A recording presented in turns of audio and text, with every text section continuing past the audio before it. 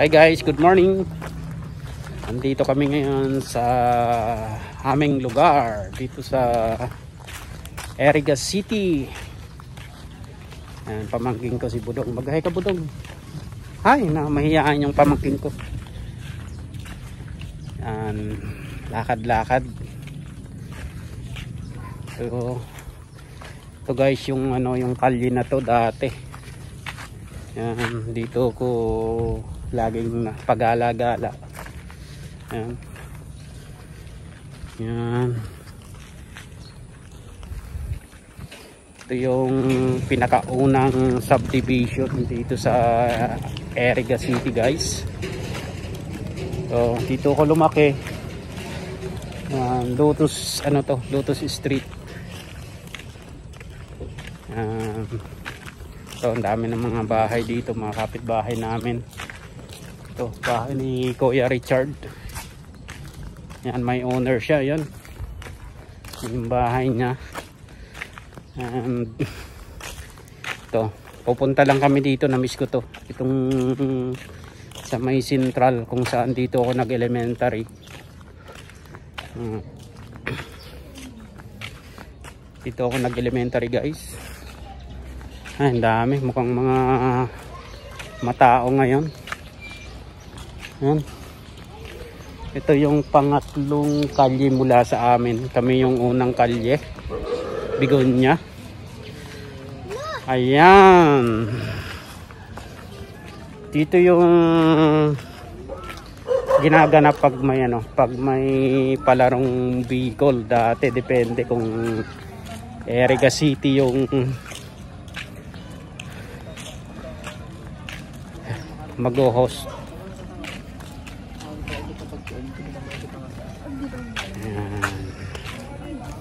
Ito yung dito ako nagja-jogging dati. Yan, may mga naglo-lawn tennis doon. Alright, ayan. Parang ang liit na lang tingnan. Di tulad dati nung bata pa ako. Grabing laki. Itong oval na to, track and field. Kung hindi ako nagkakamali, 800 meter dash yung sukat. Ito yung Mount Eriga. Yan, nasa likuran namin Mount Eriga. And ito yung grandstand. Yan, isa, dalawa, tatlo.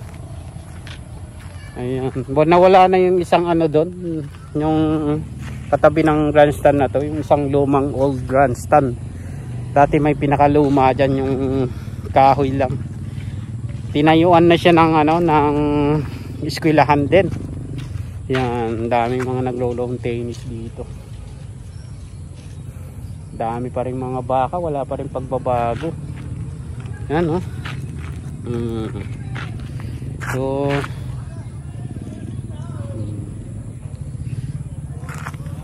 ganda ng panahon ngayon.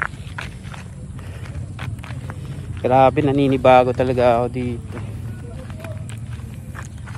May swimming pool pa rin doon.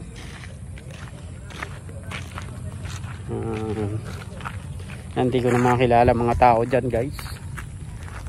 Kung sino-sino ang mga yan, dahil talagang matagal na panahon din na di ako nakauwi dito sa amin. Yan. Guys, nung elementary ko dito, yung mga baka na yan, yung mga yan, nagkakailang baka dyan. Iwan ko kung the same owner pa rin yung may-ari niyan, yung dati kong sir, yung teacher namin nun. Naalala ko pa nung grade 4 ako nun, siyang may-ari ng mga baka. Inuutusan ako nun, or isa sa mga estudyante niya na suga, ilipat yung kanyang baka guys. Yan, di ko sure kung siya pa rin yung may-ari. Yan, kakailang baka. Yan, may mga nagja-jogging dyan. Ito, medyo sira na yung basketball court dito. Ito sira na rin, oh. Diyan yung yung nagsasalita tuwing may city meet or may ano, may palarong Bicol. Ayan. Ito yung mga flag pool.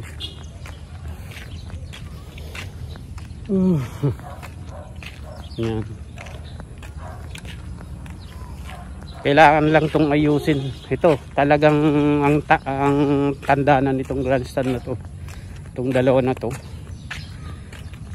ganun pa rin yung itsura. Sira siya ngayon dahil ano, naapektuhan ata nung bumagyo dito. Grabe, mainit ngayon dito guys, warm. Ito, Budong, magsalita ka Budong. May tayo ng ano, baka. Ito yung sinasabi ko, basketball court. Dito kami naglalaro noon nung bata pa ako. Ayan, lagi dito tuwing umaga, hapon. Dito yung kinalakihan ko. Mga kababata ako noon. Uy. Mga kababata ako noon. Talagang nagbabasketball kami dito. Ayan. So sira siya.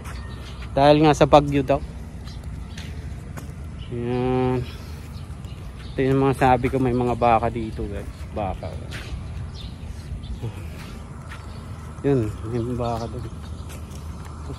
Mga sasakyan. Alright. Cut muna tayo. Ito guys, nag-cut tayo ng video kanina. Ito, pangalawang video. Nandito pa rin tayo ngayon sa ano, sa Central. Pakita mo yung bundok. Bundok.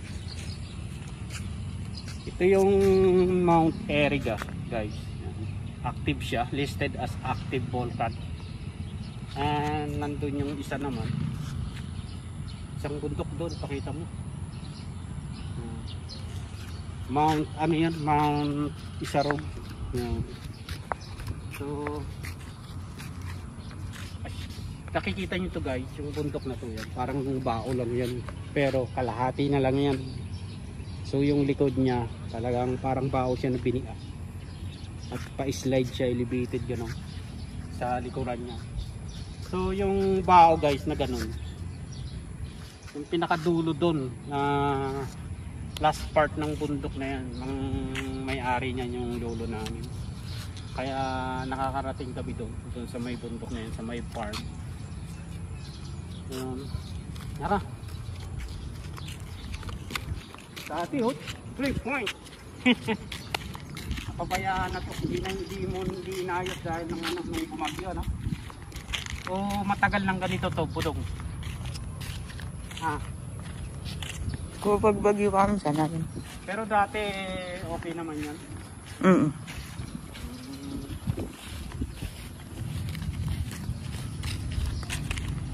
Grabe.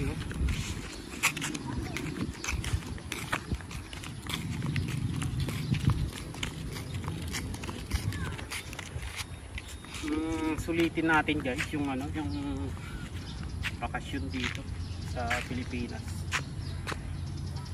Dami ng mga ano dito, mga taong hindi ko na makilala. Maliban na lang kung makita ko siguro yung mga dati kong mga classmates dati. Pero ngayon nakakapanibago talaga. Lalabas na kami. Yung bahay namin bandang dyan lang sa likod. Naglakad lang. Okay. Ganda ng panahon. Nasa ano ngayon, sa tingin ko mga nasa 26, 27 plus 26 plus 27 temperatura dito.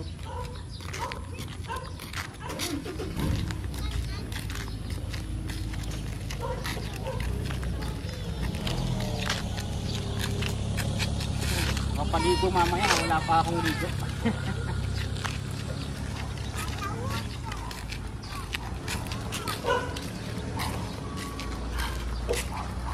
Pero kasi dito mo.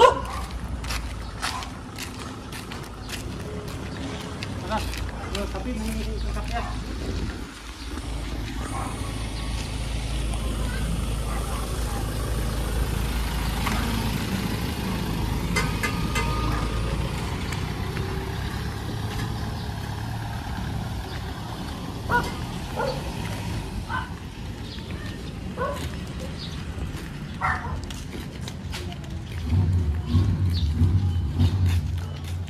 Lupi. Harap gulayin.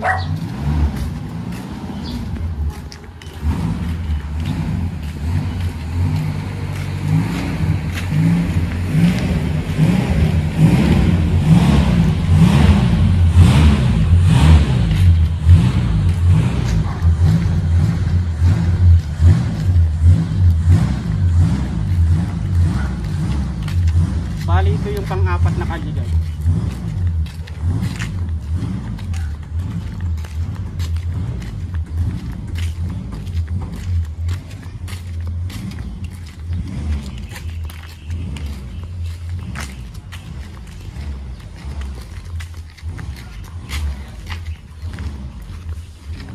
Mormons.